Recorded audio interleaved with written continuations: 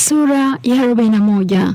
Waebrania 3 katika tanuru. Ndoto ya sanamu kubwa imepatia Nebukadreza nuru ya uhusiano wake na ufalme wa mbinguni. Katika tafsiri ya ndoto hiyo, ameona kuwa ufalme wa Mungu utakaposimamishwa duniani hautapita. Mfalme alimkiri Mungu akisema kwa Danieli kuwa ni kweli kuwa Mungu wako ni Mungu wa Mungu afunuaye siri. Danieli sura ya 2 mstari wa 47. Nebukadreza alimfuata Mungu kwa muda, lakini kwa kuwa moyo wake bado kutakaswa atokana na hali ya kujitukuza na kiburi. Nebukadreza alijazwa na kiburi alipokwenda kuabudu miungu yake.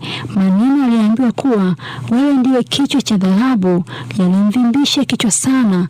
Wenye hekima wa Babeli walichukua nafasi hiyo wakimshauri afanye sanamu kubwa ya dhahabu ambayo itasimamishwa mahali wazi, ikiwasilisha tafsiri yake ya kichwa cha dhahabu ambacho ni ufalme wake. Akimpendezwa na hayo, alikusudia kutenda zaidi. Sanamu yake lazima iwe ya dhahabu tupu, kuonyesha ukuu halisi kama ilivyoonyeshwa katika ndoto. Kuunda jamaa ya kifalme itakayodumu siku nyingi kulimshawishi mtawala ambaye nchi zote zilimtetemekea. Mfalme akisahau mambo ya ndoto na tafsiri yake, alijitahidi kuitukuza nchi ya Babeli kwa vyovyote. Matafsiri ya Danieli na ukweli uliomo yasingejaliwa kabisa. Mifano iliyotolewa na Mungu ili kuelimisha watu kuhusu siku zijazo ilitumika kuwa kama vizuizi vya kuzuia elimu ya Mungu isijulikane ulimwenguni. Shetani alijua kuwa ukweli mtupu una uwezo kamili bila kuchanganyikana na uongo,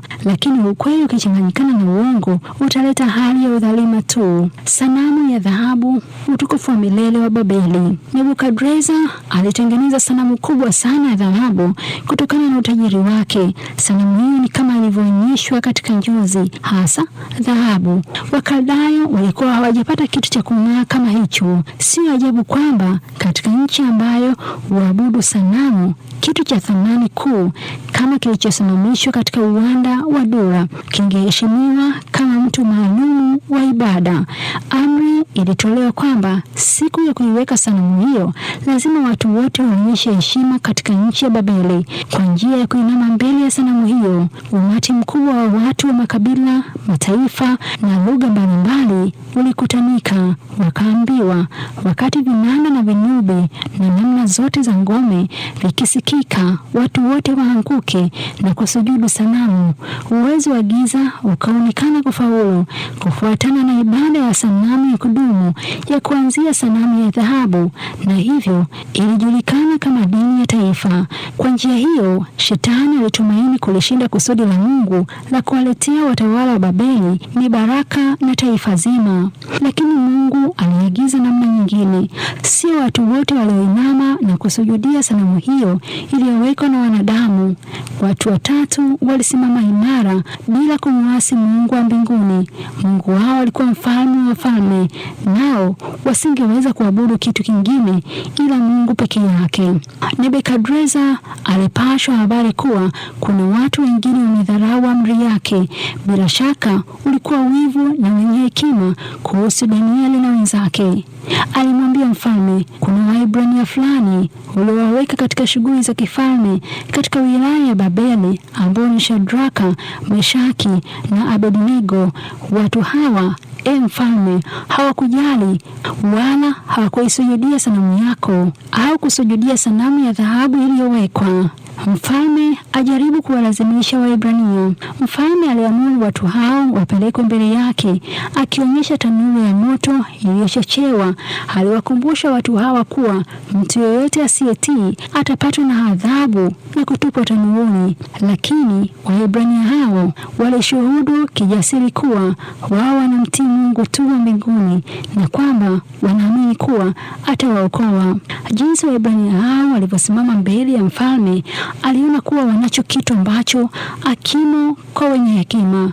Kwa hiyo aliwapa nafasi nyingine tena. Kama wataungana na wengine katika kuabudu sanamu, basi mambo yatakuwa sawa. Akasema, lakini kama kama hamtasujudu mtatupwa wakati ule katika tanuru la moto uwakao. Halafu akatamka huku ananyoosha mkono kuelekea mbinguni, Mungu gani atawaokoa katika mikono yangu? Matishi ya mfalme yalikuwa ya bure. Watu hawa wakajibu wakasema, Mfalme Nebukadreza, hakuna haja kukujibu katika jambo hili. Kama huu ndio uamuzi wako, Mungu tumtumikiaye aweze kutuokoa katika tanuru ya moto na katika mikono yako. Mfalme, walikuwa na imani na Mungu wao.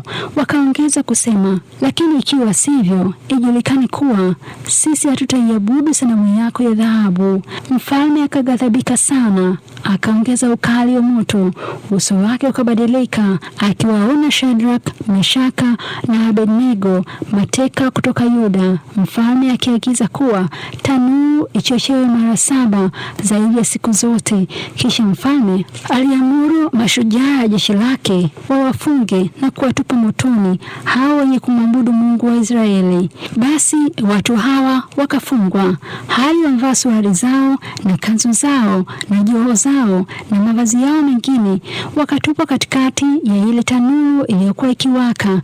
Danieli sura ya 3 mstari wa 21. Na ndimi za ile tanuru zikawaua watu wale waliowafunga Shadraka, Meshaka na Abednego Mungu katika tanuru. Walitupwa tanuruni kama mashahidi wa Bwana, na Mwokozi akaonekana ndani humo kwa mfano wa binadamu, na wote walianza kutembea humo tanuruni mbele ya Bwana. Ndimi za moto, baridi au joto havina uwezo wowote. Mfalme aliona jambo hili kutoka katika kiti chake cha enzi, kwamba watu hawa hawakuteketea kama ilivyotazamiwa.